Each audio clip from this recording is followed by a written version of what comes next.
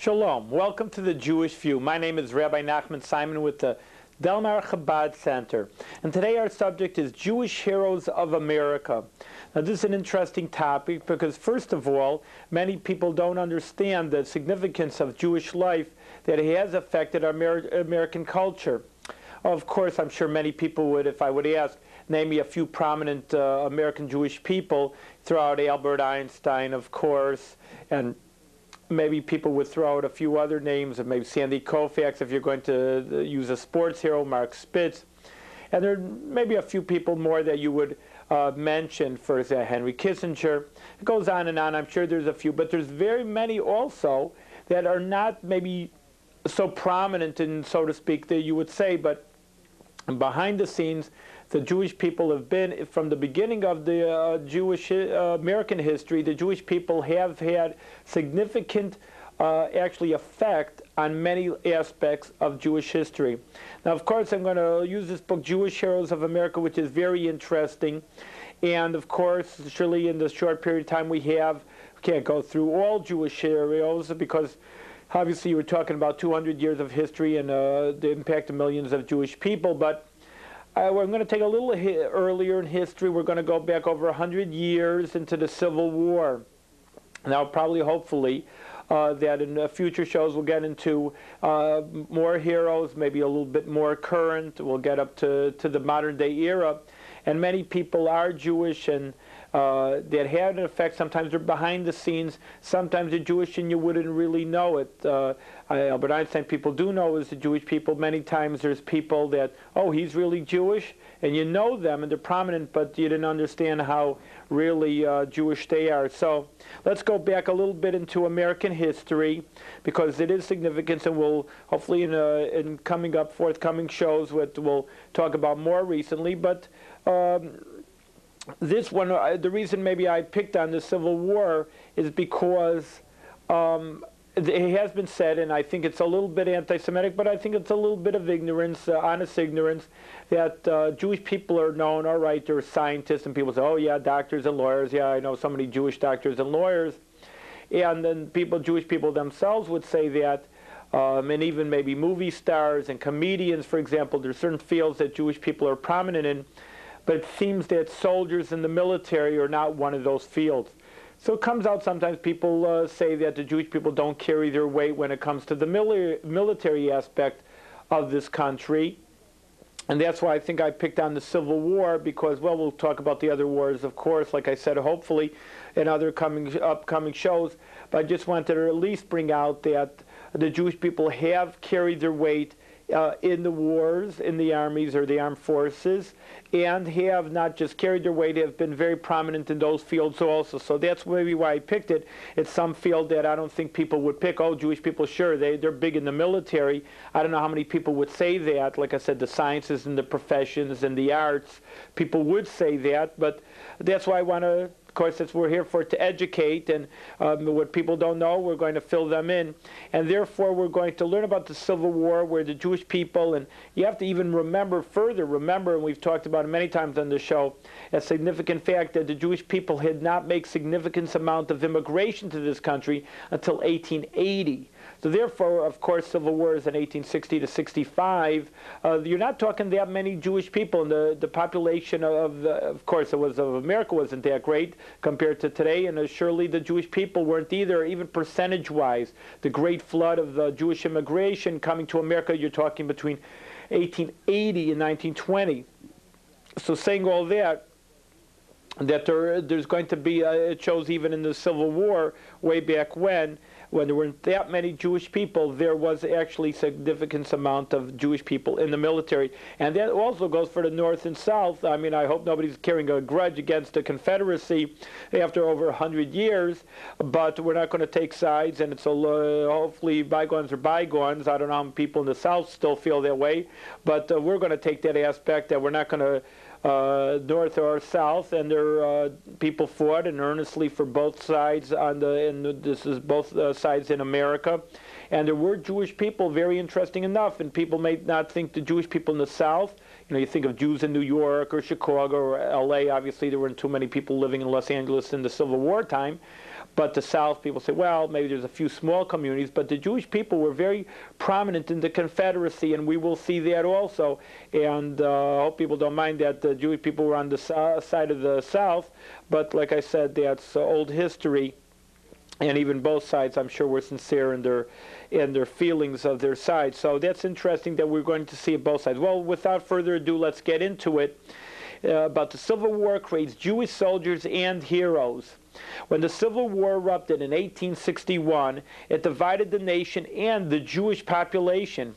Jews enlisted in the armies of the North and the South, giving them the opportunity to become good soldiers and heroes. There were approximately 150,000 Jews in the country. And that, like I said today, I'm just compared to statistics, there's about 6 million. So we can compare the numbers, with about 8,500 of them fighting for the North and the South. Well, that's about 5% or 6%, and that's a very high significant number of people. In the North, the record shows that there were many Jewish officers. 8 were generals, 21 colonels, 9 lieutenant colonels, 40 majors, 205 captains, 325 lieutenants, 48 adjutants, and 25 surgeons. General Oliver O. Howard wrote, quote, that there were no braver and patriotic men to be found than those of Hebrew descent. General Stachel also acclaimed the bravery and heroism of the Jewish soldier in the North. It is reported that New York had 2,000 volunteers and Illinois had 1,000. 6 Jews received the nation's highest award, the Congressional Medal of Honor, while many others received medals for heroism. The Jewish casualties were high. For example, Marcus M. Spiegel, who was killed in Louisiana when he was about to be promoted to brigadier general, or Leopold C. Newman, who was fatally wounded at Chancellorsville, where President Abraham Lincoln visited him on his deathbed. In the South, Jewish volunteers flocked to the Confederate cause. Captain J. Rossler and Private Leo Bloom were widely recognized for their role in the Southern resistance. In Charlotte, North Carolina, Jewish women raised $150 for the Confederate cause. The role of the Confederate Jewish soldiers in the Civil War can best be described by the words of T.N. Wall, who commanded a Southern Legion. 2 of the infantry companies had a large number of Jews in their rank. The largest company in the command, 100 men, were officered by Jews, and 3/4 of the rank and file were of that faith. There were also a number of Jews scattered throughout the command in other companies. They were all volunteers. There was not a Jew conscript in the Legion. As soldiers, they were brave, orderly, well-disciplined, and in no respect inferior to the gallant body of which they formed a prominent part. Their behavior in camp as in the field was exemplary. No Jew in the command was arraigned before a court-martial, and in proportion to their numbers, there were few applications for leave of absence, and their regular habits caused very few of their names to appear on the hospital rolls. In battle, without distinction of race or religion, all were apparently willing and eager for the contest. I will say, however, I never saw or heard of any Jew shrinking or failing to answer any call of duty or danger. End of quote. In the Civil War, Jews responded to the call of duty, whether it be for the North or the South, and they proved that they could be good soldiers as well as heroes in fighting for their country. Well, right away we have something, like I said, very significant, and maybe people don't even think of a Jewish population of anything in the 1860s, but like say there were 150,000 Jewish people, and we have first-hand reports at that time that the Jewish people fought valiantly for both sides. So just, I guess, to dispel the myth that the Jewish people shirk from their duty in the military. The first Jewish army chaplains are approved during the Civil War. The right to have Jewish chaplains in the United States Army was finally achieved in the second year of the Civil War, when Congress was prodded and persuaded to change the law to make this possible.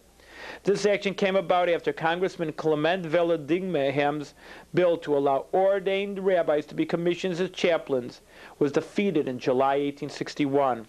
When this bill was debated, the 5th Pennsylvania Cavalry, either in defiance or ignorance of the law, elected one of their men, Michael Allen, to be the regimental chaplain.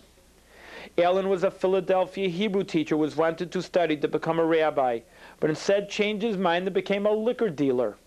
He was well liked by the Christian and Jewish soldiers in his regiment, and his services and sermons reflected his mixed congregation. While the 5th Regiment was encamped outside of Washington, D.C., a YMCA worker visited them and discovered that the regimental chaplain wasn't an ordained minister or a Christian. The YMCA worker saw the appointment of Allen as a violation of the law and of the laxity that existed in the Army. Allen resigned, and the regiment, under the command of Colonel Max Friedman, decided to test this law with the nomination of Rabbi Arnold Fischel, an ordained rabbi and an experienced lobbyist. The Secretary of War was compelled by law to deny the nomination. Rabbi Fischel began a year of lobbying until Congress passed another law allowing rabbis to be commissioned as Army chaplains. On July 17, 1862, Congress changed the wording of the law to include the words religious denomination instead of Christian denomination, and legal discrimination against Jews ended in the military. Rabbi Fischel was finally commissioned to replace Allen as the chaplain of the 5th Pennsylvania Cavalry. Rabbi Jacob Franklin, a well-known cantor of Congregation Shalom of Philadelphia, was commissioned on September 18, 1882 as the first official Jewish chaplain. He attended to the military hospitals in the Philadelphia area. The first regimental chaplain was Ferdinand Leopold Sarner, a native of Germany who was elected by the 54th New York Volunteer Regiment. Most of the soldiers in the regiment were German-speaking. Rabbi Sarner was commissioned on April 10, 1863. He was the first Jewish chaplain to be wounded and the first Jewish chaplain to go AWOL, absent without leave. He was severely wounded in Gettysburg and was hospitalized awaiting his formal discharge papers. Feeling better, however, he didn't wait for his discharge papers to arrive and left on his own to go home. The Jewish military chaplain was created in the Civil War.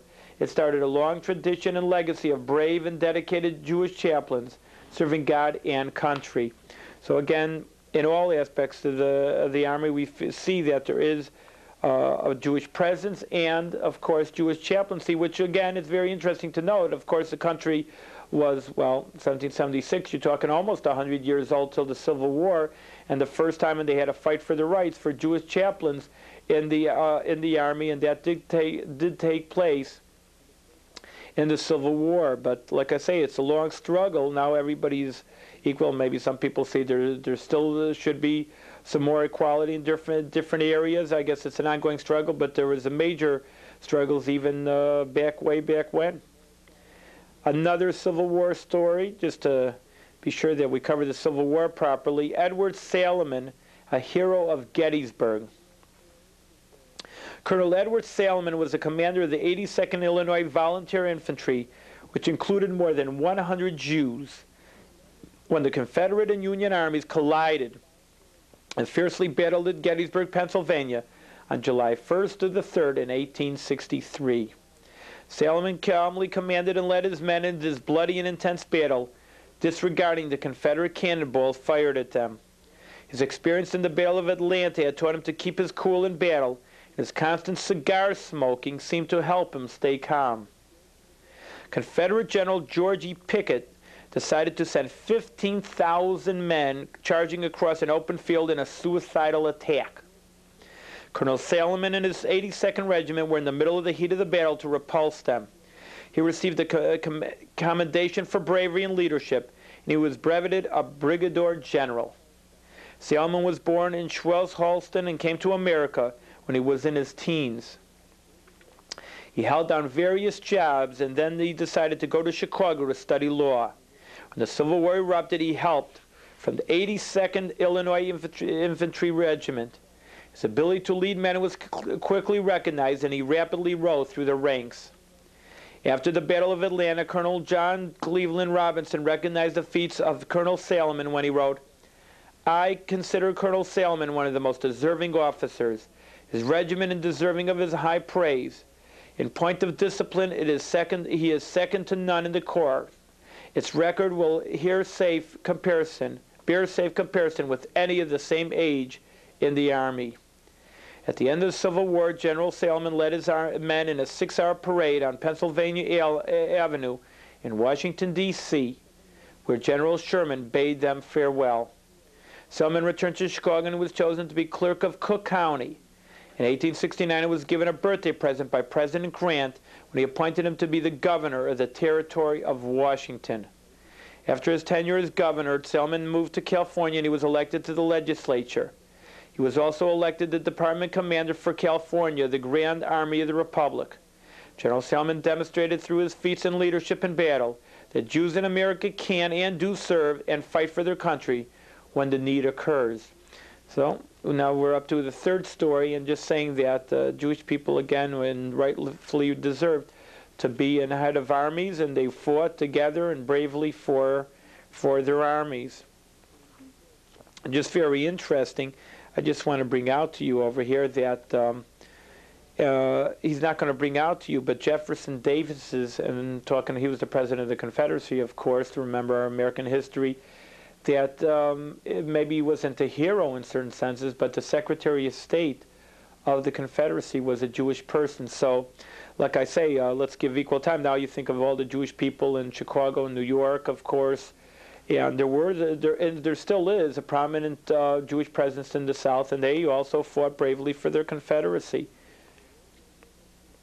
And it goes both ways also. We'll get into World War I, that, of course, that there was Jewish people in America, we're going to learn, that fought for the Americans, but there were Jewish people in Germany who fought for the German side. So wherever the Jewish people are, they are loyal to their governments, no matter where they are. Edward Rosewater served as telegrapher for President Lincoln, another Civil War story. Edward Rosewater will always be remembered as the young Jewish member of the Telegraphers Corps of the Union Army, who transmitted President Abraham Lincoln's Gettysburg Address. The son of Rosalia and Herman Rosenwasser, he was born in Bukovan, Bohemia. In 1854, the Rosenwassers and their 8 children came to the United States and settled in Cleveland. They changed their name to Rosewater and were quickly integrated to the main currents of American life. Edward Rosewater worked as a bookkeeper and was fascinated by the Morse telegraph, which was a new way of communication. In 1858, he became a telegrapher and was stationed in the South. When the Civil War broke out, he left there for the North. In 1862, he enlisted in the United States Military Telegraphers Corps and served with Fremont in West Virginia and with Pope during his disastrous campaign in Virginia. Rosewater was then transferred to the War Department in Washington. President Lincoln was a frequent visitor to his office and would read the field dispatches to keep abreast of the latest movements of the Army. Rosewater, in his writings, tells of an embarrassing encounter with Lincoln. He and his friends were on duty refreshing themselves with a pail of beer, which was against Army regulations, when Lincoln walked in on them. The president didn't admonish them, but instead gave one of them a quarter to get a fresh pail of beer.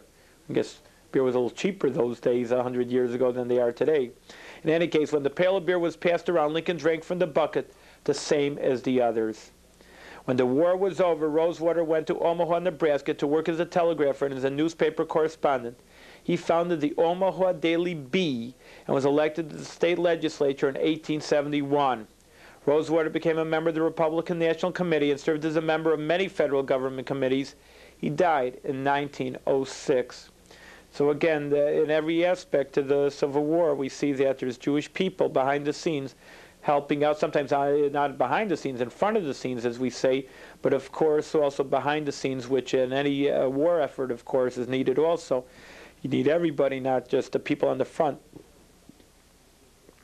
Okay, another Civil War. We're really giving you a good lesson in Civil War history. I know it's 100 years ago, but it's part of our heritage also of America. Sergeant Leopold Karpeles received the Congressional Medal of Honor. Sergeant Leopold Karpeles was one of 6 Jewish soldiers who received the Congressional Medal of Honor for bravery and heroism in the Civil War. He joined the 57th Massachusetts Infantry as a sergeant. On April 17, 1864, the regiment left New England to go south to meet the enemy. They went through Washington, where President Abraham Lincoln watched them pass in review. By the end of April, they arrived at the Wilderness, Virginia, where General Grant hoped to take the first step in taking Richmond. Sergeant Karpeles and his regiment were soon under fire as they fought a bloody 3-day battle. It was in the early evening, the last day, with the woods full of smoke and fire, when the Confederate forces charged the regiment's lines. The colors entrusted to Karpeles were the only ones visible on the field. He stood upright, holding up the colors for all to see, and General Wadsworth, seeing them, rode up and down the lines, calling on every man in blue to rally around the flag to check the Confederate attack. The men responded and rallied around the flag, lining up and firing back at the enemy. They stopped the charge, and Sergeant Leopold Karpeles received the Congressional Medal of Honor for his bravery. Karpeles was in many more battles after this engagement. He saw action at Whitehall, Kingston, Goldsboro, Gun Swamp, Gettysburg, etc. He was wounded several times, and once so severely that he was permanently lamed. He was in the Mount Pleasant General Hospital in Washington, D.C. with his badly wounded leg when his romance developed. Rabbi Simon Mundheim of the Washington Hebrew congregation was a chaplain for the Union Army. His wife Hannah and his two daughters, Henrietta and Sarah, went with him on a visitation to the hospitalized soldiers, where they would read to them or write their letters. It was on one of these visits that Sarah and Leopold met and fell in love. The doctors wanted to amputate his leg, but they felt that if he received care at home, the leg might be saved. The Mundheim family took Leopold home with them, and he was able to save his leg. 5 years after he was married to Sarah, she and her third baby died in childbirth. His sister-in-law, Henrietta, came to take care of the remaining children. He married her, and they were blessed with 6 children. The oldest boy was Herman Leopold Karpeles, who served as the first president of the Brotherhood of Congregation B'nai Yeshurun when it was in Newark, New Jersey. Dr. Simon Karpeles, another son, and his wife, Dr. Kate Karpeles, served with honor in World War I, and they are buried in Arlington Cemetery. Hazel Karpeles Hecht, grandmother of Leopold and daughter of Herman Leopold Karpeles, is a professional illustrator and lives in Verona, New Jersey. Little did Leopold Karpeles think that when he came here as a teenager from Austria in 1849, that he would be a hero and leave a legacy and family to enrich our country. So again, here's a real Congressional Medal of Honor, someone who came from an immigrant from another country, but surely came to America and helped out in many ways. And of course, we're not just going to say only military, and that's foolish to say that. But again, military is an important part of the country. Let's face it, you need a military, and you need to fight your battles when you need to fight. And the Jewish people came right through with flying colors when they needed to. And here's 5 additional Jewish Civil War Medal of Honor recipients. The Medal of Honor is the highest military award for bravery that can be given to any individual in the United States of America. This medal is presented to the recipients in the name of the Congress of the United States.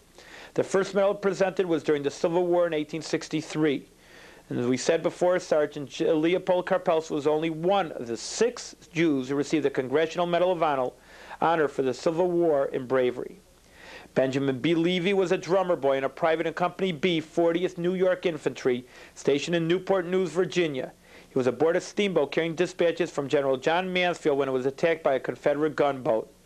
Levy's boat was being held up because it was towing a war schooner. The Confederate gunboat was gaining the advantage. He had the presence of mind to use his pocket knife to cut the tow to allow a steamboat to pick up speed and escape. In the Battle of Charles City Crossroads, he rescued 2 standards dropped by their wounded color bearers. He unfurled them because the outfit was covered with dirt and the men couldn't be distinguished from the Confederates, and he wanted to stop the other Union regiment from firing at them. Levy was severely wounded at the Battle of the Wilderness in January 1864. He recovered in time to be present at General Robert E. Lee's surrender at Approximate, where before he returned to his regiment, he received the Congressional Medal of Honor. Henry Heller was a sergeant in Company A, 66th Ohio Infantry, and he received his Congressional Medal of Honor for his daring in the Battle of Chancellorsville. He was in a party of 4, and they were under heavy fire from the enemy. They came across a wounded Confederate officer, and they volunteered to go through heavy gunfire to return him to their lines. The Union Army obtained much-needed information from this officer, which saved many lives. Abraham Cohn was a sergeant major of Company K, 4th Vermont Infantry. He received his Congressional Medal of Honor for 2 different acts of bravery.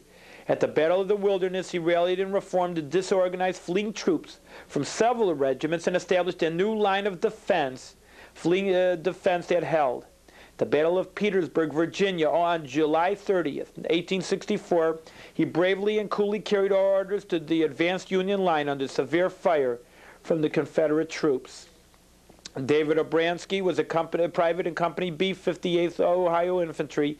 He received the Congressional Medal of Honor for gallantry in many actions, which included the battles of Shiloh and Vicksburg. Isaac Gauss was a corporal in Company E, 2nd Ohio Cavalry.